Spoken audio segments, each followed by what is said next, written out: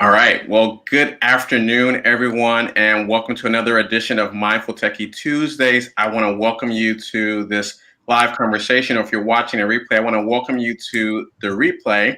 I'm excited about today's conversation about managing well-being with an extraordinary guest, and I'm sure she's going to be dropping lots of golden nuggets for us to take away from this conversation.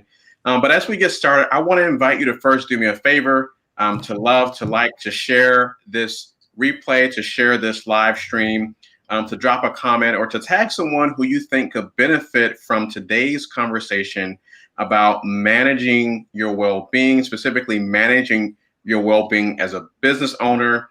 But we also know that that translates to whether you're a business owner or whether you're leading a team inside an organization. Those principles are going to be applicable as well. So I'm excited that we have this extraordinary guest with us today, to join us and to really share what are some things that we can be doing to more effectively manage our well-being. We manage our businesses, we manage our teams, we manage our organizations, but how are we doing? How are we managing ourselves? So with that, I would like to introduce the extraordinary Nicola Brown. She is, I think, a jack of all trades. I'm not sure exactly how to describe her. I'll just say a few things and let her sort of fill in the gaps, but we could probably go on and on and on forever. But strategy consultant, clinician, founder of an organization called Kokoro, and I'll let her explain a little bit more about what that is and why it's important. But let's go ahead and bring Nicola in. Nicola, how are you? And welcome to Mindful Techie Tuesdays. Thank you for having me. I am doing well. Like I told you at the top of the conversation, it's fall here in South Bend, Indiana, and weather changes affect my body. And so it's apt that we're talking about wellness today as founders and thinking about how do we get to know our bodies better so that we can know when things are shifting and how to adjust that accordingly. Awesome. Well, happy to have you here today. And I do want to dive into who you are and the work that you do. But before we do that, I like to just acknowledge the backdrop in which we are having these conversations. There's a lot happening in the world today. We have COVID-19, of course. We have social unrest and the conversation about police brutality and the relationship with the Black community. In the US, we're talking about the presidential election and congressional election. So, tell us how you, Nicola, how are you doing right now in the current environment? How are you managing?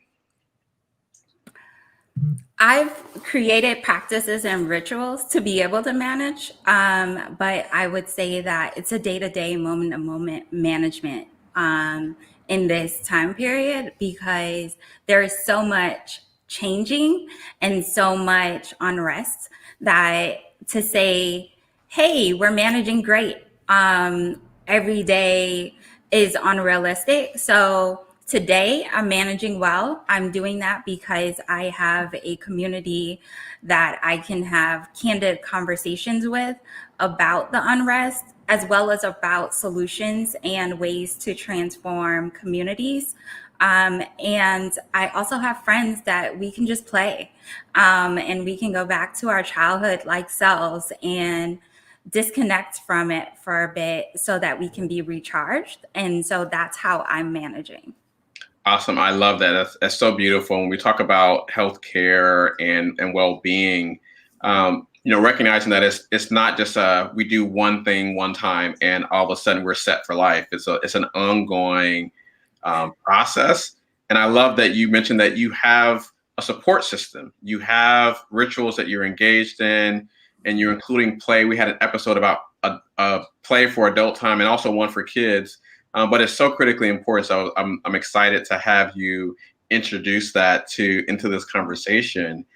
Tell us a little bit about who you are. I know that there's so many ways that we can describe you, but how would you describe you? What's your 30-second elevator pitch? And then we'll talk about, this new thing that you're doing lately. But this new thing you're doing is not all of who you are. So. Absolutely not. So who am I? I'm Nicola. I am a daughter. I'm an immigrant. I am a multiple time business owner, former academic researcher, and a clinician. But all of those things are like titles that don't really get to who I am at the core.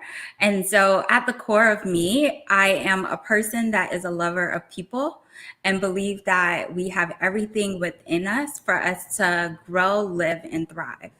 And so, be it what I show up to support you in doing as a friend, or as a partner or family member, I am there. I have a lot of things that I bring to the table, and that's me as a person. Is that I think about people first. Awesome. I love it. And I love that you really take us out of, particularly in the business world, take us out of this default tendency to want to define ourselves by our professional roles and how we show up in that particular context. And what struck me is that what you defined was what I understand to be the literal definition of a philanthropist. Is that right? Someone who actually loves people, right? Right. Awesome. That should be the definition of philanthropy. Yes. Well, Love people, curtail, solve big, messy problems. awesome. Well, we're setting the record straight for folks that aren't clear about what that is. So, tell us about this new initiative that you, at least it's newish to me at least. So I know you all just launched a new website, and I know you've been knee deep in this forever, and maybe it feels like forever, but for us it's new. So can you tell us about this? How do we pronounce the name? I don't even know if I pronounced it correctly, but tell us about it and what you're doing. All right. It's such a joy to share Kokoro with everyone in the Mindful Techie family and anyone else listening in today. Kokoro, we are a well-being management company and community for entrepreneurs where we assess, track, and measure your well-being when things are going well, so that when things start to go off kilter, we know where you are and are able to nudge you with practices and community so that you can continue to thrive. Our focus and mission on this is that too many entrepreneurs know the KPIs of their business in and out, but don't know the KPIs of themselves. They have no clue what it takes, what nutrition they need, what emotional resilience they need at all, because they're so focused on their business and the people in their business. And so we are that support, that guide next to the business owner. We come alongside you and support you so that your business and you can be as healthy as you need to be, because we know that businesses only thrive with healthy founders and leaders. Awesome. I love that. And I wonder if we can maybe take a step back. So this platform, is it Kokoro, right? Is that correct? Yes. Okay. So Kokoro, did Kokoro exist before COVID? Yes. Okay. So can you tell us a little bit about how things have changed, if at all, with the onset of COVID? And specifically, I'm talking about the fact that many of us are sort of working remotely more, homeschooling, et cetera. How, if at all, have you had to make a shift? We have made a shift in the times that we offer programming for our entrepreneurs to accommodate for those that are doing homeschool with their children. In addition to that, we have partnered with Bright Ventures and Mem Connect and offer free group sessions, breathe sessions on Wednesdays, Thursdays, and Fridays each week.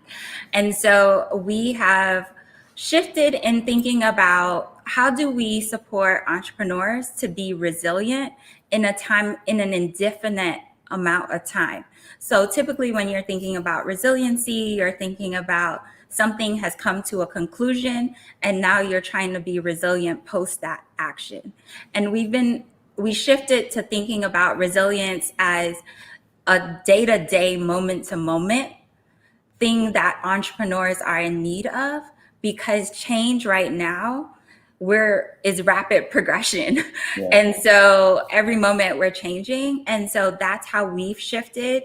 We are doing most things on Zoom as everyone is going. And so Zoom fatigue is real. And so we have opted that for those that don't want to join on video, they're able to join by phone, so that they can go for a walk meanwhile they're engaging with us. But we have continued to wrap around services, and in our digital community, the other thing is we have weekly challenges, to keep that engagement, and so that our members know we're thinking about you.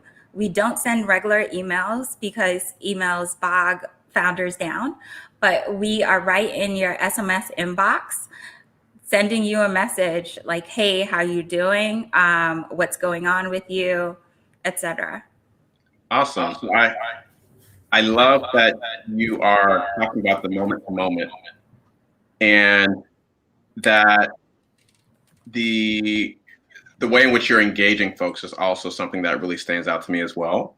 That you're going moment to moment, which is literally the definition, I think, of one of the ways I would define mindfulness, and one of the ways that I find to be the most useful when we talk about managing resilience and well-being in a responsive way, where the world is constantly changing, where we're constantly being, disrupted or interrupted, in terms of our attention spans and so on. And then what you mentioned about Zoom fatigue, which is very real. So I appreciate you sharing that. So with that, you've begun to lay the ground for some of the challenges the founders that you work with are facing. I wonder if you can maybe dive a little bit deeper and tell us maybe about like the top, two things that you're really seeing as a recurring challenge, and maybe talk to us a little bit about how you're helping folks to address those. The top two things right now that are coming up is shame and time. Mm. Okay. And so, and I just wanted that to sit for a little bit, because we don't typically have conversations about shame with entrepreneurs. We might have conversations about imposter syndrome, but below that imposter syndrome or alongside lives shame, which Dr. Brene Brown has done extensive research on and has told us how to navigate it, how to be vulnerable at all, but we don't necessarily create those spaces. So that is a common theme that is coming to bear during COVID-19, is the shame that I may feel that my business is not doing as well as projected.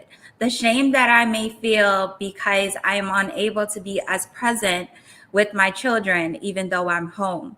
The shame that I may feel that I'm unable to keep my mindfulness routine of going to the gym because it's not as accessible any longer. And so we don't think about those things in the same way. And the second is time. So we think that everyone has the same chronobio clock. And so we operate a lot as business hours are between these set times, and this is when we do things. But for entrepreneurs, some of them have different bio clocks. And so they may be ready and eager to engage and to communicate with someone at, say, 10 p.m. at night, pick your time zone. Who's available at that time to speak to a founder? All of the service practitioners are off because they work in business hours. And so that is something that keeps coming up as a reoccurring theme, regardless of time zone, that founders are thinking about time availability, time commitment, as well as shame. Okay, so I want to pick these apart. So I want to start with shame. Let's So go. This is something that I see with change makers that I work with. So I work across sectors, but mostly folks in nonprofit, government, B Corps, those types of organizations. And the language I commonly hear, and I don't know if these are connected or the same, but I hear the word guilt, right? Guilt that I'm not being the most present mother or father that I could be because I have all these things going on. I feel guilty about turning off work. I feel guilty about taking a lunch break. I feel guilty that, I feel like I'm neglecting my kids or my partner. So are these the same? Are they connected? Can you break it down for us? They're exactly the same. For most, guilt and shame are interwoven and show up together concurrently. And when you unpack the guilt sometimes, most times, has nothing to do with you as the person. It's Mm, always like projection on self. So I feel guilty because I think Miko is gonna be mad at me because I'm going to do this thing. I'm going to take this time to be with my kids. So you're going to be mad at me and feel like I'm not a good employee or I'm not a good leader.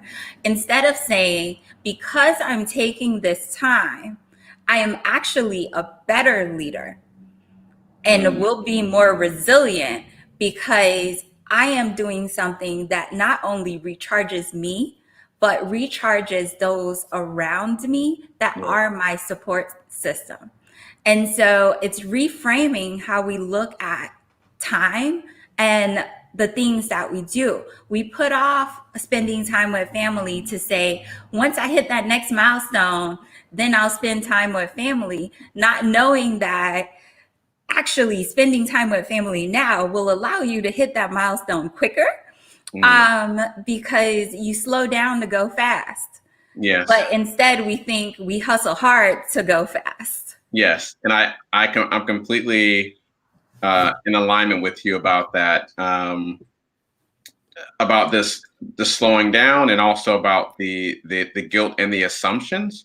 Because I would add that onto that, right? So in the example that you gave, you and I haven't had a conversation, right? You've had this conversation in your head, and you've made up this story, and now you got this whole emotional baggage that you sort of packed up, and you got the wheels, and you about to go out the door with your emotional baggage, and we haven't even had a. I don't even know, do you want time off, right?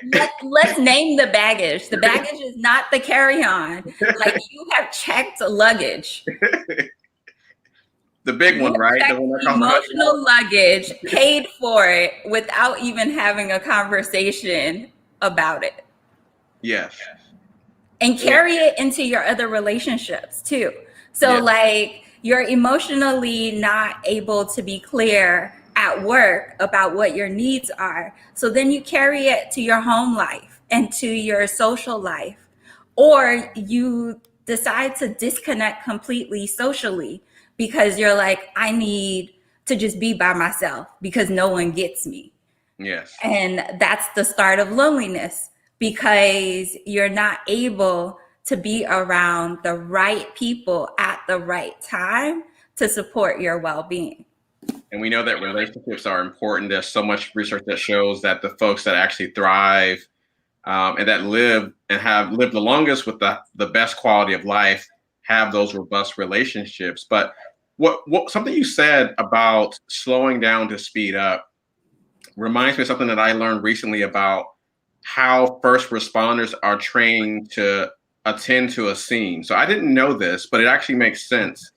When you I, so apparently first responders, particularly EMTs, they are trained to actually walk and not run when they arrive on a scene. And maybe you understand this as a clinician. Do you understand why that's the case? Why they're trained to do that? I don't know the context for that particular scenario, but Okay. I know that when I was working as a clinician in child protection, we always walked to the door. We never ran. Hmm. We cautiously walked up, and the reason for that was to ground yourself in what you were doing. So Yes. to be mindful about what is in your periphery as you are walking. It's like a human windshield test Yes. as you go up, because as much as we think our memories are phenomenal and we are amazing at remembering details, we're trash. We are terrible at it. Like, absolutely terrible. We use patterns to remember. Yes. And so when we are acutely focused, we are then better able at pattern reading and pattern recognition, But when we're hurrying through, think about the last time you were in a rush to get somewhere. When you got there, you were like, did I do everything? Did I do Mm-hmm. it right? It's the same thing when you're responding to crisis. And secondly, from my experience working with individuals that had experienced trauma and violence, they need a calm person. Like, you can't be frantic and trying to help me though. Like, that's not helpful.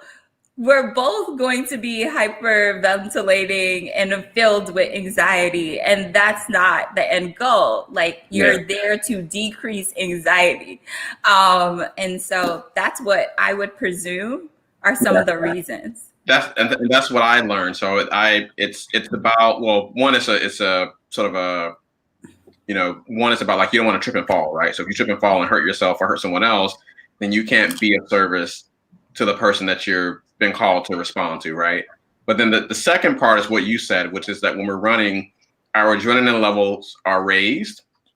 And when that happens, to your point about the windshield factor, right? You're not able to see everything in the windshield. So if you are responding to, as an EMT, a car accident, you might see one person, and if you're running to that person, you might miss that there's two other people on the other side of the car, right? You might miss that there's actually a sharp object in the road that you trip over and cut yourself, right? So there are all these other things that are tied to that. And then to your point is that, when we're coming from a place of calm, we're better able to perform. And in this particular case, we're better able to help the person that we are sent to help. So how does this translate? Can you connect the dots? How does this translate to business owners, particularly folks that have teams that they're managing through a crisis, for example? How does this translate to me as a business owner in terms of my well-being and how I approach that? So in moments of crisis with business owners, the recommendation is typically stop for a moment and just check in with your breath. Ground yourself with your breath. And if you're unable to ground yourself with your breath, ground yourself with your spatial awareness. Say out loud where you are. So I am in my living room, sitting at the table, having a conversation with Mika. Like, really name where you are so that you can get back to present.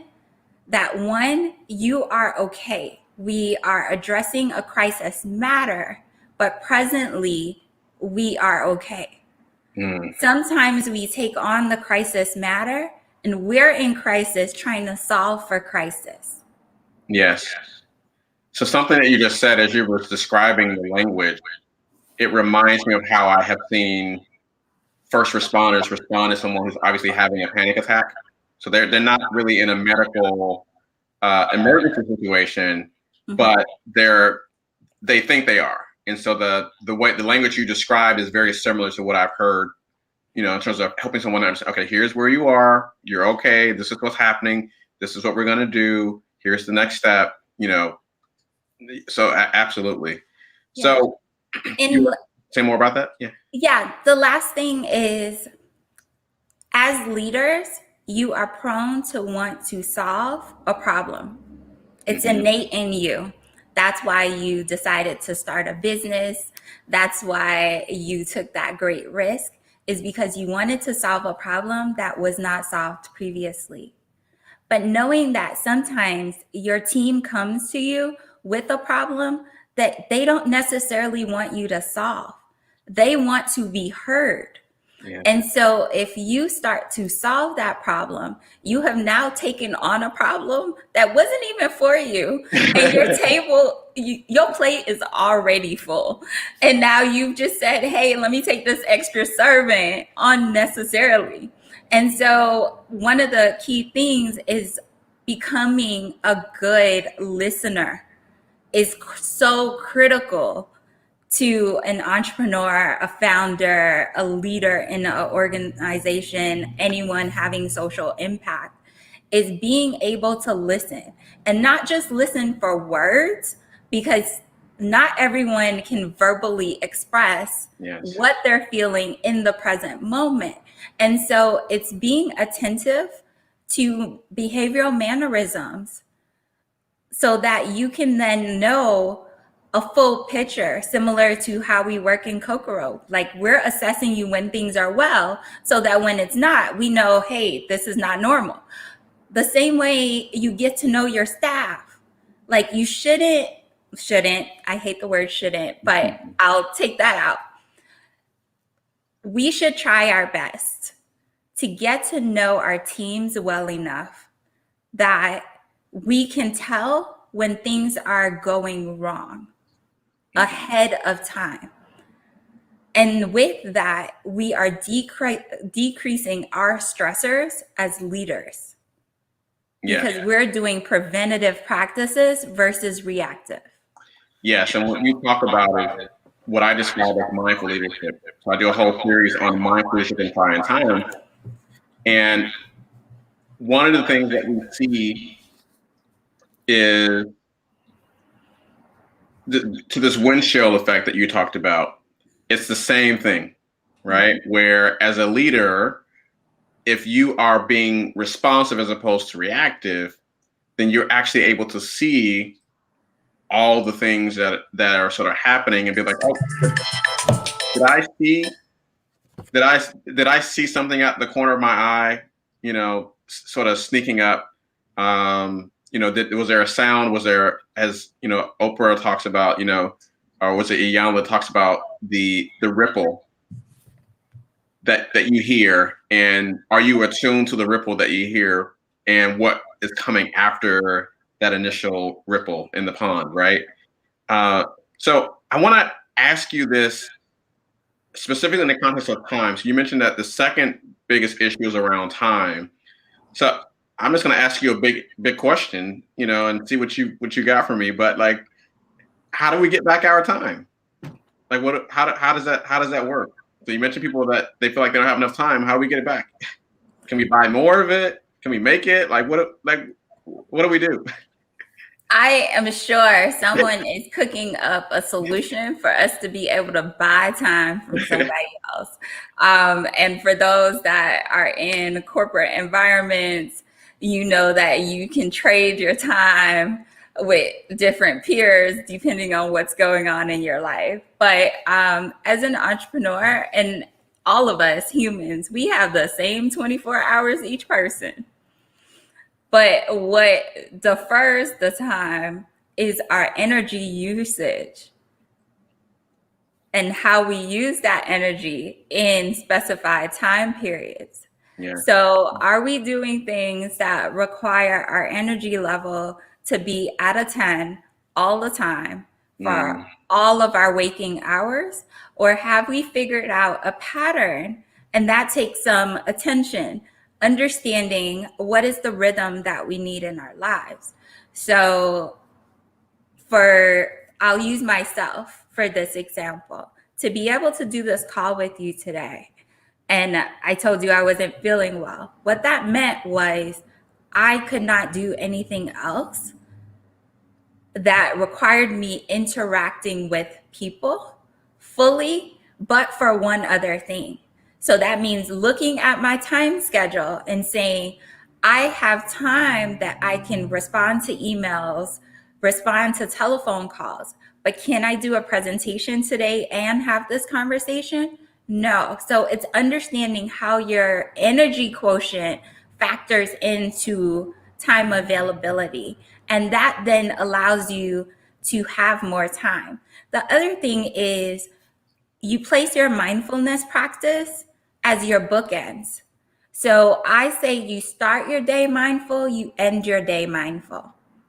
That gives you back time in the sense of when you're asleep, you are really resting versus you're laying in bed, haven't fell asleep, you have insomnia. So those are some of the practices of looking at your life and thinking about the quality of life that you need to thrive. Yes. So I love that. Go ahead. And getting that in flow so that, and that's baby steps, guys. So I would say first step would be track your time. Mm, Look at where you are spending time, and not just physical time, as in I spent 10 minutes here, but energy time, because you can spend 10 minutes doing something, but it feels like an hour on your body when you're done. yes, So, somatically checking in and making those decisions.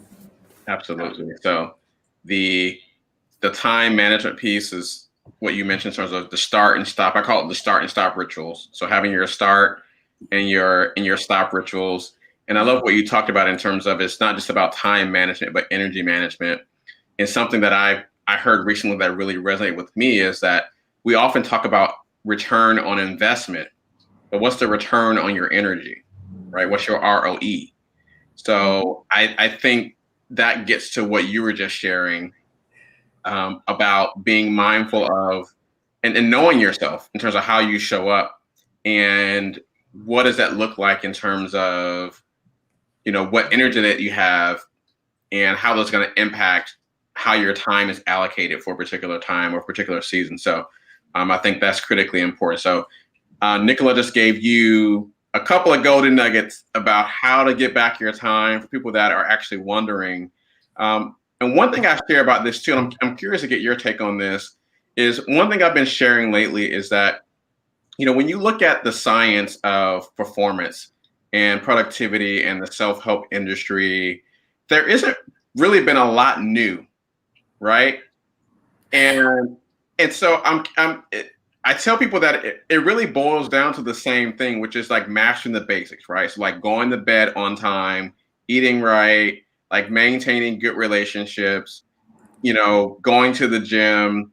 Like I feel like people do those 4 or 5 things, then like a lot of these other issues would just sort of go away. But like, what's your take on that?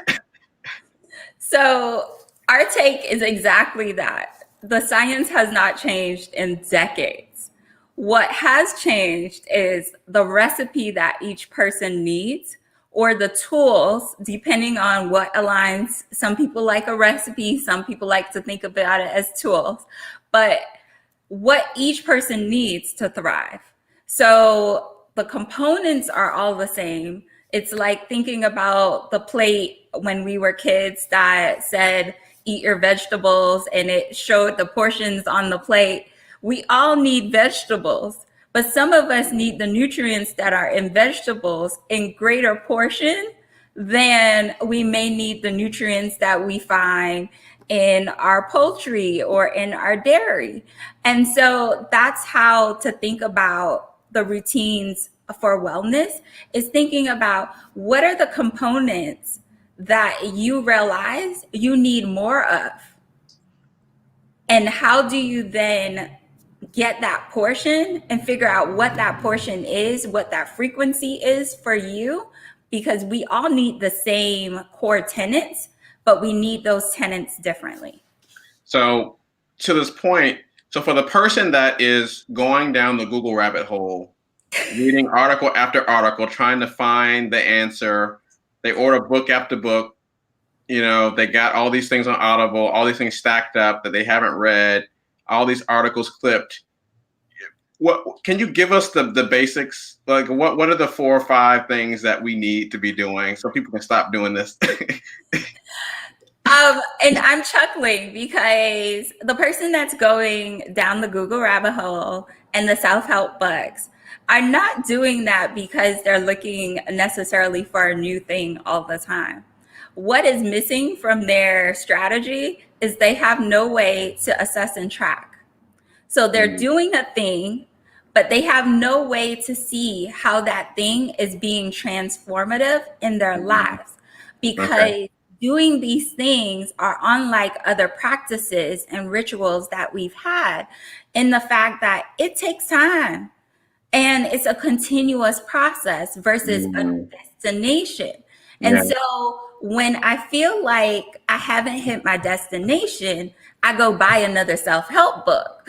Is the thing. Mhm. It's not that I don't know what I need. It's more like I thought this was going to be a little quicker. So let me go find this person said that I could do it in 10 days instead of 20. So let me try them. Oh, but it's the same exact thing that the 20-day people told me. So what having a systemized way to assess and track, which is what Kokoro does, alongside all of you that love to read self-help books, allows you to thrive. Because then you're able to see the progress that you're making in incremental steps. That's the human condition. You want to know you're making progress. You don't want to be in an abyss like, hey, is this working? I don't know. How does working look? Yes. So it sounds like you need tracking and accountability. I would put those things together, right? And that a number of different ways that this can look like, but tracking and accountability that works for you. And then seeing your successes. There's a lot of science behind this around, being motivated to continue to move forward when you can see your, even however small it is, right? Like today I had 1 cup of water today, and checking that off. And then like you see all the check marks build up. You're like, okay, well, I'm going to have 2 today, or whatever your benchmark or whatever your goal is. But that actually, it makes a huge difference. I mean, I've seen that for new habits that I've been working on, that it's been really impactful. I've been really surprised. I was actually one of those skeptics, like, really? But you actually try it and it actually works. And it doesn't require a lot. And I think the other thing too is that I'm really working with clients and organizations that I work with on is that this is not a quick fix, right? And so we have seasons where, to your point, where we can have short-term goals or outcomes that we're looking toward, but this is a lifelong, ongoing process. And when you look at the science of success, when you look at least in my review of this, when you look at the folks who are quote unquote successful and have done it in a well-rounded way, so it's not just about money, but they have quality relationships, right? They're doing work that they find meaningful. Maybe they're part of some kind of faith community. All of these things, those folks have really mastered the basics, which is you ask them and it's like, well, Warren Buffett, like, what's your morning routine? He's like, well, I get up and like I drink water and I eat and exercise and I go do the thing I've been doing for the last 50 years. It's and it's not like rocket science, right? It's not, but are we a culture of, we're not a culture of ritual. So we don't know how necessarily to create rituals that are healthy. We're a culture of, we will binge on things. So we will binge on this for this period of time. That's why diets are so big in this country, right? And Netflix. And like so many other things. Like we pick a thing and we can binge on it, right? Anything is bingeable. So for those that love books, don't feel like you're not binging on books because it's still the same thing. However, we don't know how to figure out how to get that in regular increments over time. So we're missing that component. We're like, all right, I'm missing it. Let me double up, triple up on all these nutrients. Let me get these vitamins. And then you go back and what do? You get back into the routine of not getting 8 hours of sleep. Because you're like, I got 8 hours on the weekend. So now this week, I don't need 8 hours every night. Because this deadline is coming up. More so than saying, actually, I still need these 8 hours so that I can meet this deadline effectively. Yes. I think that's so important. So is there anything that you can share with us about the ritual piece? And then I do want to wrap us up and talk a little about some of the things you're working on with your platform. But is there anything that you're able to share in terms of what you've learned about how we actually build healthy rituals? We build rituals by, like at the top of the hour, I talked about play, by trying different things and figuring out what pattern works for you. For some, it may be a pattern of prayer, meditation, reading scriptures, mindful eating, etc. For others, it may be sound bowl healing, journaling, gratitudes. For another, it may be gratitude with prayer and journaling. So every person has different patterns that works well for them. However, we do know the science of gratitude that daily gratitudes boost your immune system. And with COVID-19, we need everything that we can that can boost our immune system. Yes. And doing gratitudes daily costs nothing to anyone. Mm-hmm. So that's something that is readily accessible. No matter what socioeconomic background you're in, you can access gratitude. And you don't need a fancy journal to do it. I know that's what they're telling you. You don't need a fancy. You don't need a special journal. You need you need paper and a pen, and write it down. And just track it and see how you grow in that practice and see how it impacts your life as a simple measure. I know that it's impacted my life having daily gratitudes morning and evening, and really thinking about what has happened that I am grateful for today. And when you reflect back on the previous day, you find more things and you're like, oh my gosh, and that thing happened. So that's something that I would leave everyone to really think about and ask yourself, what are you grateful for today? Absolutely. And so in terms of the rituals, I think part of the challenge for some folks is, and this is something I've learned from myself, that it's okay if your rituals evolve and change, right? So I think people feel like, oh, I have to find the thing and then like do that for the rest of my life. Otherwise I'm a failure, right? No. No. If you think about rituals like this, they're practices for every stage of life. So as you grow and mature and age, you're going to need different practices. You're going to need different resources. So, and as well, I'll add with that, for those that are overachievers and recovering perfectionists that are going to say, this is my ritual. It's at this specific time every day. And if it doesn't happen at that time, your day is gone. Give yourself grace and self-compassion. Yes, I think that's so important, because I think often we hear the myths about, oh, well, my granny so-and-so lived to 90 years old, and every morning she did this, you know, she meditated for 30 minutes every day, nonstop for 90 years. And, you know, and I have to do the same thing too, or I'm a failure. And no, there are days that I don't feel like meditating.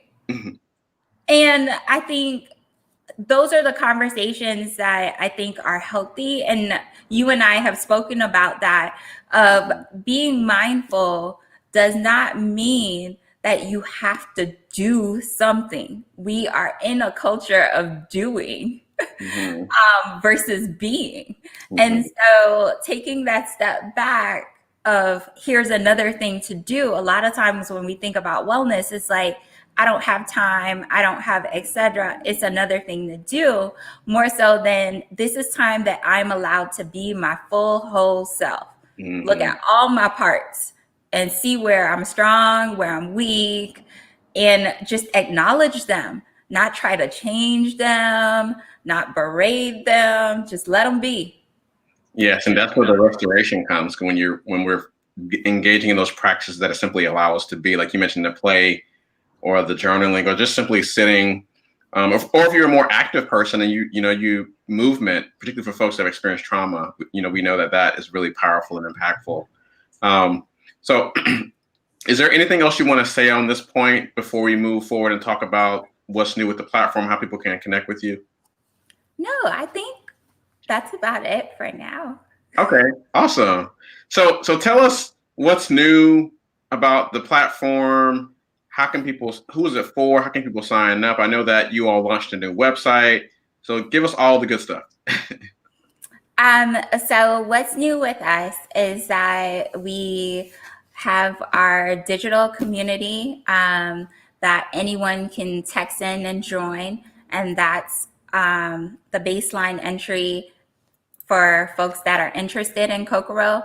And that community is for founders, entrepreneurs, leaders, and you can text us at 312-847-2296 and use mindful, and so that we know that you're coming from this conversation with Mindful Techie Tuesdays.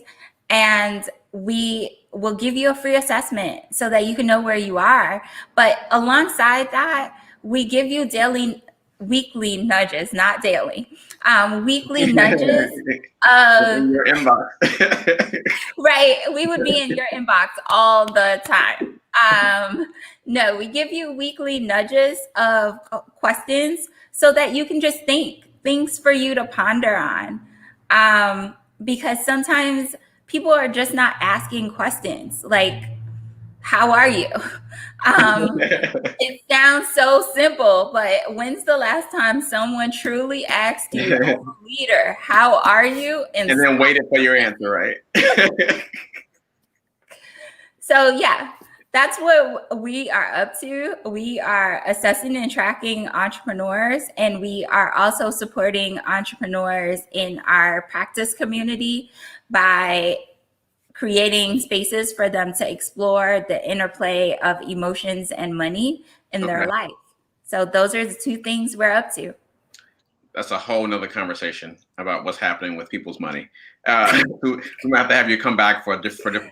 No, seriously, I think that we can have a really robust conversation, not just about the financials, and maybe if there's another round of PPP, we can roll it into that conversation. Yeah. But really talk about the mental, emotional, the spiritual aspect of how this shows up in how you're serving, right?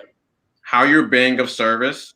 There's a direct correlation between that and your intention, and what your financial stuff is looking like. So that's a whole nother thing we want to get sidetracked with. That. I'll get off my soapbox momentarily. No, but I think those are critical points, because when we talk about money in business, we forget that money is an object and humans move money. And humans are full of emotions. We go through different emotions from minute to minute, sometimes second to second. And so that acknowledgement of that interplay is so critical to doing good business. Yes.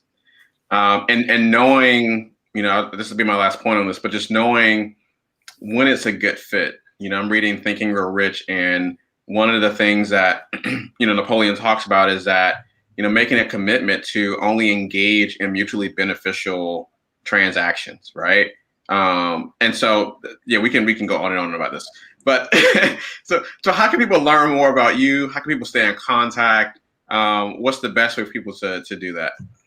Okay. For people that want to stay in contact, learn more, visit us at joinkokoro, KOKORO.com.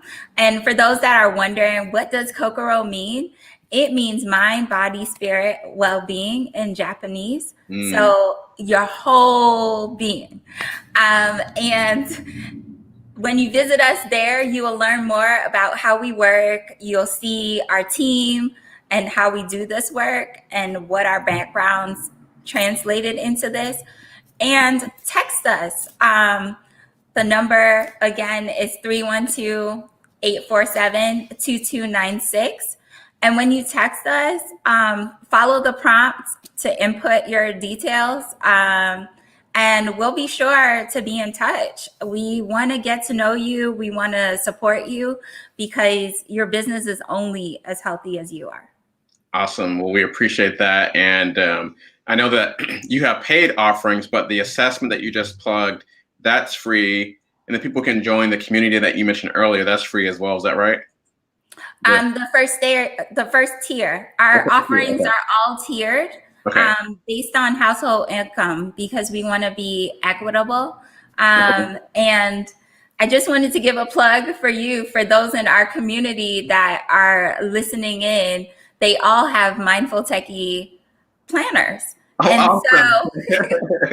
so they are very familiar with mindful techie and how things are going. So they were geeked about this conversation. Oh, awesome. Well, I'm excited. I mean, you'll people have to send me pictures. I want to see pictures of people with the planners. I'm excited to see that. That's awesome. And I'm glad we were able to work with you and partner with you on that. And we certainly appreciate your, your investment in us. Parting words of wisdom. Anything else you want to share with folks before we sign off? I'll give you the penultimate word. Parting words of wisdom. Do something you've never done before and challenge your growth. Awesome. Well, there you have it. Do something you haven't heard that you haven't done before and challenge your growth. We know that it's from the places of stepping outside of our comfort zone that we actually experience the most growth and the most rapid growth. And so I concur with that.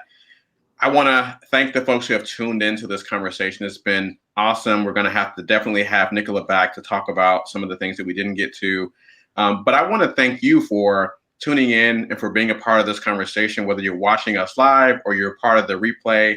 Again, I invite you to love, to like, to share, to comment, to tag someone who can benefit from this conversation. And we will see you next time. Thank you for being here.